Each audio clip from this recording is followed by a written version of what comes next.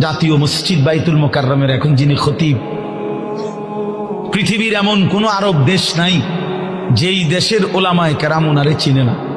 বাংলাদেশে তিনি যদি পরিচিত হয় 10%, আরব বিশ্বে তিনি পরিচিত 90%। পৃথিবীর আরব দেশের বহু ইউনিভার্সিটিতে এই হযরত আমার দেশের বাইতুল মোকাররমের খতিব যিনি বর্তমান, ওনার কিতাব, আরবি লিখিত বই কিতাব পৃথিবীর আরব দেশের ইউনিভার্সিটির সিলেবাস ভুক্ত। আল্লাহর কসম, আল মাদখাল উসুলে হাদিসের এক কিতাব সারা পৃথিবী পড়ে, এত সুন্দর, এত জামে, মানে উসুলে হাদিসের কিতাব আর পৃথিবীতে নাই। মানে হাদিসের বিষয়ের যত নিয়ম কানুন, হাদিস শাস্ত্রের, এটার উপরে ওনার লিখিত কিতাব, অনেক কিতাব, অনেক কিতাব।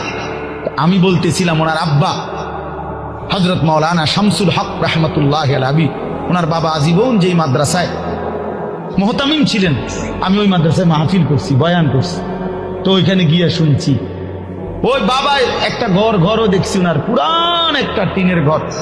তো ওনার আব্বা বলতেন সবসময়, আব্দুল মালিক, তোরে লইয়া আমার বেশি চিন্তা, তারে দিয়ে কি হইব।